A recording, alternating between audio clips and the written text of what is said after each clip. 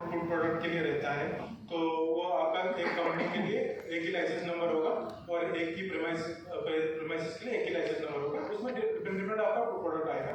फिर food standard में आ जाएगा आपका, जैसे आपका कोई मार्केट में मिल्क का देख लो, डिफरेंट कलर का पैकेज रहता है। उसमें रहता है 24 रुपीज़ का रहता है, 47 का आता है, 31 का रहता है।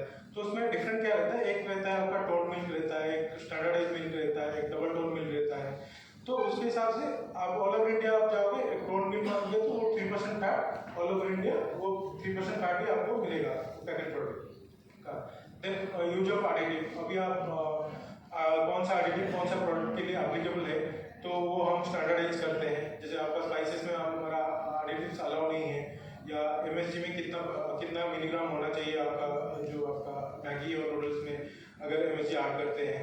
तो फिर पैकेजिंग लेबलिंग में आपका रहता है, आपका कोई अगर पैकेजिंग लेबल में आपका manufacturing expiry date, then RDA जो रहता है, कितना सर्विंग रहता है, ये हम रेगुलेट करते हैं।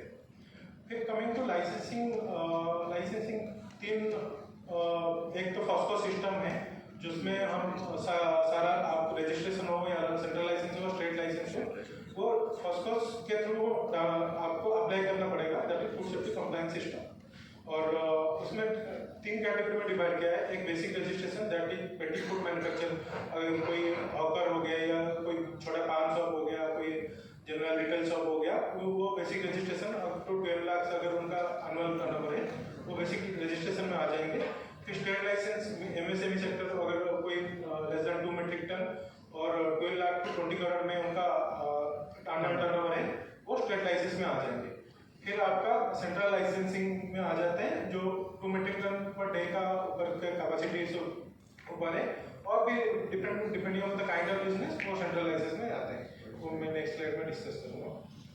फिर यहाँ पे आपको कैपेसिटी के वाइज आपका और प्रोडक्ट के वाइज आपको डिवाइड किया है, कौन सा स्टेट लाइसेंस में जाएगा, वो आपको बेस्ड ऑन आपका प्रोडक्शन कैपेसिटी वो आप चुन सकते हैं। जैसे डेयरी यूनिट के लिए आपका अगर less than 500 litre per day का मिल्क प्रोडक्शन कैपेसिटी है, तो आप रजिस्ट्रेशन में जाएंगे। स्टेट लाइसेंस अगर 500 टू 50,000 लीटर पर डे का है, तो स्टेट लाइसेंस में होगा।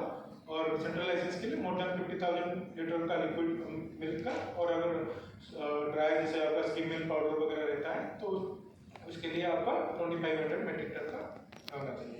सिमिलरली आपका स्लॉटर हाउस यूनिट है, वेजिटेबल ऑयल यूनिट है। फिर आपका होटल के लिए अगर कोई रेस्टोरेंट के लिए है, तो अगर 4 स्टार नीचे है, वो स्टेट लाइसेंस के लिए अप्लाई करना पड़ेगा, और 5 स्टार के लिए वो सेंट्रल लाइसेंस में आएगा। और इसमें से कुछ एक्सेप्शन है, जैसे इंपोर्ट और एक्सपोर्ट करता है, वो मैंडेटरी सेंट्रल लाइसेंस में अंदर आएंगे। और इसमें इसके अलावा हमारा हेल्थ न्यूट्रास्यूटिकल जो हाई रिस्क रहता है, उसके अलावा ई कॉमर्स के लिए रहता है, या कोई सेंट्रल गवर्नमेंट एजेंसी जिसका कैटरिंग है, तो वो एक्सक्लूसिवली सेंट्रल लाइसेंस में आएंगे।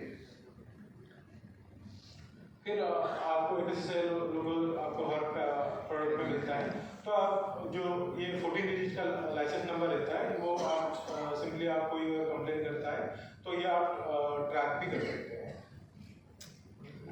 तो फिर नेक्स्ट आ गया आपका फाइलिंग प्रोसेस। तो filing based on kind of business आपका डॉक्यूमेंट रहता है। अगर नॉन मैन्युफैक्चरिंग यूनिट रहता है, तो उसमें 5 डॉक्यूमेंट जो रहता है वो नेक्स्ट में दिखाऊंगा। और मैन्युफैक्चरिंग यूनिट रहता है, तो आपका कोई एक्स्ट्रा डॉक्यूमेंट के हिसाब से आपका जैसे लेआउट रहता है, क्या क्या आपका इक्विपमेंट रहता है, तो ये आपको आफ्टर टाइम ऑफ एप्लीकेशन आपको सबमिट करना पड़ेगा। और उस आफ्टर टाइम ऑफ एप्लीकेशन आपको एक 17 डिजिट का रेफरेंस नंबर जनरेट होगा। उसके हिसाब से अगर आप ट्रैक कर सकते हैं कौन सा स्टेज में आपका लाइसेंसिंग प्रोसेस चल रहा है, स्क्रूटनी स्टेज में या फाइनल इंस्पेक्शन स्टेज में, वो आप ट्रैक कर सकते हैं 5 डिजिट है। तो ये आपका ये फर्स्ट जो सिस्टम है, इसका स्क्रीनशॉट है।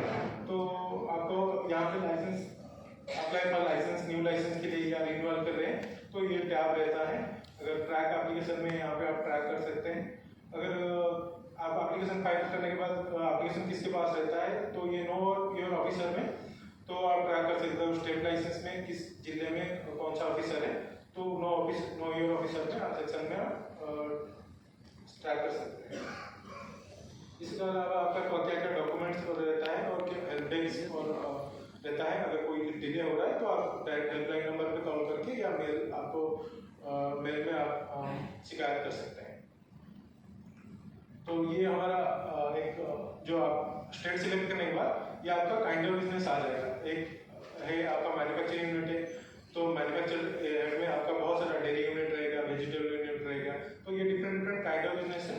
और उसके अलावा आपका ट्रेड रिटेल, अगर कोई इंपोर्ट एक्सपोर्ट करता है, ट्रेडिंग एक्टिविटी या रिटेलर है तो ट्रेड रिटेल में आ जाएगा। फूड सर्विस में आपका रेस्टोरेंट आ जाएगा और मिड डे मील वो फूड सर्विस में आ जाएंगे। सेंट्रल गवर्नमेंट एजेंसी कोई कैटरिंग जो सेंट्रल गवर्नमेंट में कैंटीन वगैरह रहता है वो सेंट्रल गवर्नमेंट एजेंसी में आ जाएगा। और हेड ऑफिस में जिसका मोर देन 2 यूनिट है on different state, they can go for head office. So just example, मैं अगर दिल्ली सिलेक्ट कर रहा हूँ, यहाँ पे ऊपर आप देख सकते हैं तो आपको वो दिखा देगा कि कितना कैपेसिटी में आपका अगर प्रोडक्शन कैपेसिटी में आपका आने वाला है। अगर यहाँ पे 500 बीच में जो आता